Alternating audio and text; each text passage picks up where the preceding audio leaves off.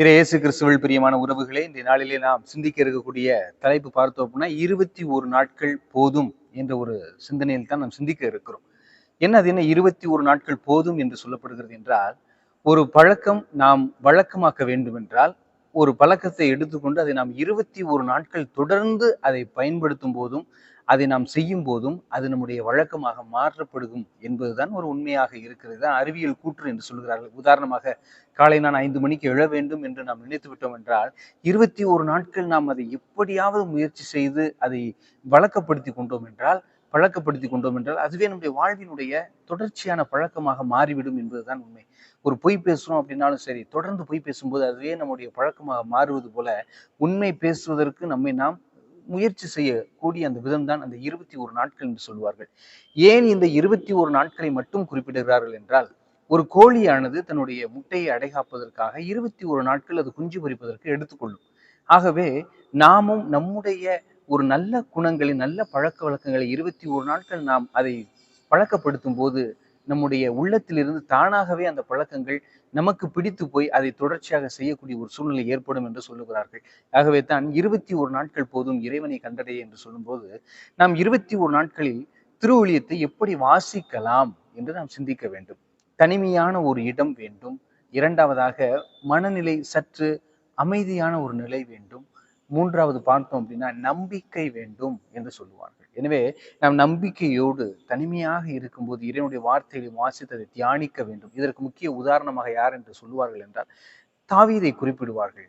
மாடும் மேய்க்க போன அவர் அன்றாட யாழினை மீட்டி இறைவனை புகழ்ந்து பாடக்கூடிய அந்த சூழ்நிலையை நாம் பார்க்கிறோம். அதை அவர் பழக்கப்படுத்திக் கொள்கிறார். அதுவே அவருடைய வாழ்வினுடைய வழக்கமாக மாறுகிறது. சவுலுக்குள் சாத்தான் நுழைகிறது. தாவீதை அழையுங்கள், பாடட்டும், யாழினை மீட்டட்டும் என்று மீட்டுகிறார். சாத்தான் ஓடுகிறது. அப்ப தாவீது தனக்குள் இருந்த சாத்தானை விரட்ட ஆண்டவரை உள்ளே அனுப்பினார். அந்த 21 நாட்கள் அதே போலதான் நாமும் அந்த 21 நாட்களை பயன்படுத்தும் போது நாமும் நம்முடைய வாழ்க்கையிலே ஆண்டவரை ஆதாயமாக்கிக் கொள்ள முடியும் என்ற ஒரு மைய சிந்தனையோடு தான் இன்றைய நாளில் நாம் சிந்திக்க இருக்கிறோம். எனவே நாம் 21 நாட்கள் முயற்சி எடுத்து என்னால் முடியும், நான் தொடர்ந்து செய்வேன், நான் 21 நாட்கள் திருவொழியத்தை வாசிப்பேன், அது என்ன நடக்கிறது, எனக்குள் என்ன மாற்றம் வருகிறது, என் குடும்பத்தில் என்ன மாற்றம் வருகிறது, என் சிந்தனையில் என்ன மாற்றம், என்னை சுற்றியுள்ளவர்களிடம் என்ன மாற்றம் என்பதை நாம் ஆழமாக கண்டுபிடிக்க முடியும். எனவே திருவொழியம் வாசிப்பது எதற்காக என்றால் இறைவனுடைய குரலை கேட்பதற்காக. நம்ம பல நேரத்துல நம்முடைய மன்றாட்டுகளை தான் சொல்லிக்கிட்டே இருப்போமே ஒழிய அதான் ஜெபம் என்று நாம் இன்றைக்கு முத்திரை குத்தி வச்சிருக்கோம். ஜெபம் என்பது என்ன என்பது இறைவனுடைய திட்டத்தை அறிந்து நான் அடிமை, நான் ஆண்டவரின் அடிமை என்று சொல்லி இறைவனுடைய திட்டத்தோடு இணைந்து செல்வதுதான் ஜெபமாக இருக்க வேண்டும் என்று சொல்லப்படுகிறது. அதற்கு முக்கிய உதாரணமாக நம்முடைய அன்னை மரியாள் இருக்கிறார். தன்னுடைய விருப்பத்திற்காக அல்ல, தன்னுடைய சுயநலத்திற்காக அல்ல, இறைவனுடைய விருப்பத்திற்காக நான் ஆண்டவரின் அடிமை என்று சொல்லி இறுதி வரையிலும் ஆண்டவருக்காக தன்னையே கையளித்து வாழ்ந்த மிகப்பெரிய ஒரு நல்ல மனிதை தான், நல்ல புனிதை தான், நம்முடைய தாய் தான் அன்னை மரியாள் என்பதை நாம் ஆழமாக சிந்தித்து பார்க்க கடமைப்பட்டிருக்கிறோம். எனவே இப்படிப்பட்ட இந்த நேரத்திலே நாமும் அந்த 21 நாட்கள் தொடர்ந்து திருவொழியத்தை வாசிக்கும் போது எனக்குள்ளும் இயேசு வருவார் என்ற முழுமையான ஒரு நம்பிக்கை நமக்குள் இருக்கிறதை நாம் பார்க்கிறோம். எனவே நாம் சற்று ஆழமாக சிந்தித்து பார்ப்போம். இந்த நாட்களிலே நான் இறைவனை எப்படி அடைய முடியும், இறைவனோடு எப்படி நான் இணைய முடியும் என்பதை நாம் சிந்தித்து பார்க்கும்போது, நான் திருவொழியத்தை வாசிப்பதோடு மட்டும் நின்று விடாமல் அதை தியானிக்க பழகி கொள்ள வேண்டும். அதை நம் வாழ்வில் கடைபிடிக்க கொஞ்சம் பழகி கொள்ள வேண்டும். எனவே இப்படி நாம் முயற்சி செய்யும் போது நம்முடைய வாழ்க்கை மிகவும் எளிமையாக, மிகவும் அற்புதமாக, மிகவும் ஆனந்தமாக மாற்றப்படும் என்பதுதான் உண்மையாக இருக்கிறது. எனவே 21 நாட்களை நம் கரங்களிலே எடுத்துக்கொண்டு இன்றிலிருந்து நான் இந்த செயலை செய்வேன், இன்றிலிருந்து நான் பொய் சொல்ல மாட்டேன், இன்றிலிருந்து நான் நல்ல முறையில் மகிழ்ச்சியாக இருப்பேன், இன்றிலிருந்து நான் மகிழ்ச்சியான சிந்தனைகளை எனக்குள் கொண்டு வருவேன், இன்றிலிருந்து 21 நாட்கள் நான் தீங்கையும் தீமையையும் தீவ வார்த்தைகளையும் எதையும் நினைக்க மாட்டேன், எதையும் உள்ளத்தில் இருந்து அகற்றிவிடுவேன் என்று சிந்தித்து பார்க்க வேண்டும்.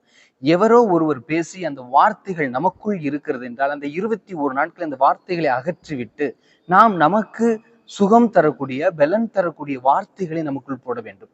எனவே இந்த வார்த்தையை நாம் வார்த்தையால் காயப்பட்டு கொண்டிருக்கிறோம். பல நேரங்களை பார்த்தோம்னா அவருக்கு பேசிய ஒரு வார்த்தை என்னை காயப்படுத்தியது. பெற்றோர்கள் சொல்லுவாங்க, என் மகன் பேசிய அந்த ஒற்றை சொல் என்னை கொன்று விட்டது ஃபாதர் அப்படின்னு சொல்லும்போது, அந்த வார்த்தை நம்மை உயிர் கொடுக்கிறதா இல்லை ஒரு குலைக்கிறதா என்பதை பார்க்க வேண்டும். எனவே அன்பிற்கு இனியவர்களே, இந்த 21 நாட்களில் ஆண்டவரே என் உள்ளத்தை நான் தூய்மையாக்க வேண்டும், அதற்கான முறைகள் என்னென்ன? இந்த இறைவார்த்தை எனக்குள் செலுத்த நான் என்ன செய்ய வேண்டும்? அதை தொடர்ந்து கடைபிடிக்க நான் என்ன செய்ய வேண்டும் என்பதில் ஆழமாக சிந்தித்து பார்க்க வேண்டும். ஒரு கோழி அடைகாக்கிறது என்றால் சும்மா அடைகாக்காது. சாப்பிட்டுட்டு போய் அடைகாக்காது. அது அப்படியே உட்கார்ந்தது தான். ஒரு நாள் பூரா உட்கார்ந்துருக்கும். 2 நாள் கூட உட்கார்ந்துருக்கும். சமயத்துக்கு பார்த்தீங்கன்னா 3, 4 நாள் கூட உட்கார்ந்துருக்கும். அதுக்கப்புறம் தான் அது எந்திரிச்சு தன்னுடைய தேவையின் பொருட்டு வெளியில போகும். வெளில போய் அதற்கான உடம்பில் உள்ள அனைத்து கழிவுகளையும் வெளியேற்றி விட்டு உணவை உள்ளே ஏற்றிக் கொண்டு திருப்பி போய் உட்காரும். அதே போலதான் நாமும். ஆண்டவர் நமக்குள் இருக்க நாமும் பல நேரங்களில் ஒருத்தல் முயற்சிகளில் இருக்க கற்றுக்கொள்ள வேண்டும். அதற்காக ஒருத்தல் முயற்சின்னு சொன்னோன்னா, உண்ணா நோன்பு இருந்து நான் இருப்பேன் அப்படிங்கிறது மட்டும் அல்ல. உடனே 3 வேளை நான் சாப்பிடாம ஆண்டவரோடு இணைந்திருப்பேன். அப்படி அல்ல. மாறாக எப்படி இவற்றின் மூலமாக நான் இறைவனை அடைவது என்பதை கற்றுக்கொள்வதுதான் அந்த முக்கியமான சிறப்பம்சமாக இருக்கிறது. எனவே தாவீதை நாம் பார்க்கிறோம். சவுல் சொல்லுகிறான், நீ இந்த கோலியாத்தை அடிப்பதற்காக இந்த வாளையும் கவசத்தையும் எடுத்து மாட்டிக்கொள் என்று சொல்லும்போது தாவீது அழகாக சொல்லுகிறார், என் படைகளின் ஆண்டவர் என்னோடு இருக்கும்போது நான் ஏன் கத்தியையும் கவசத்தையும் எடுத்துட்டு போகணும்னு சொல்றாரு பாத்தீங்களா? அந்த வார்த்தை நம்மில் வர வேண்டும். இன்று நாமும் தாவீதை போல் சிந்திக்கிறோமா இல்லை சவுலை போல் சிந்திக்கிறோமா என்பதை சிந்தித்து பார்க்க வேண்டும். நாம் பொருட்களின் மூலமாக நாம் தப்பித்துக் கொள்ள விரும்புகிறோமா இல்லை இறைவனின் மூலமாக நாம் வாழ விரும்புகிறோமா என்பதை சிந்தித்து பார்க்க அழைப்பு விடுக்கிறார் தாவீது.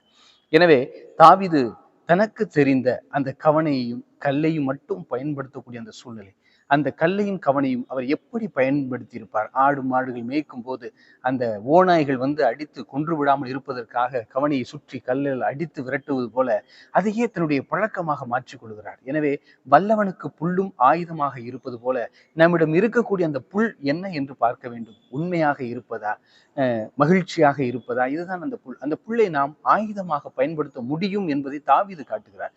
எவ்வளவு பெரிய வாழ் வச்சிருந்த கோலியாத்து தோத்து போனார், தம்மா துண்டு கவனையும் சின்ன ஒரு கல்லும் வச்சிருந்த தாவீது வெற்றி பெற்றார். இதுதான் அந்த முக்கியமான பயிற்சியாக இருக்கிறேன். அன்பிற்கு இனியவர்களே, 21 நாட்கள் நாம் முயற்சி செய்ய வேண்டும். நான் இப்படித்தான் இருக்க போகிறேன், இறைவனை அடைய வேண்டும், இறைவன் என்னோடு இருக்க வேண்டும், நான் என்ன செய்ய வேண்டும் என்றால் இறைவார்த்தையை வாசிக்க வேண்டும். அதற்கு நாம் முதலில் ஒரு மனநிலையோடு இருக்க வேண்டும். மனம் அப்படியே பறந்து விட்டு போய் இருக்கும்போது நம்ம திருவிழியம் வாசிக்கும் போது அது ஏதோ நமக்கு குழப்பங்களை அதிகமாக கொண்டே செல்வதனால் நாம் அப்படிப்பட்ட ஒரு நிலையில் வாசிக்காமல் அப்படி குழப்பமான நிலையில் இருக்கும்போது பாடல்களை நாம் கேட்கலாம். பாடல்களை கேட்கும்போது கொஞ்ச நேரம் மனசு அப்படியே அமைதியாக மாறும்.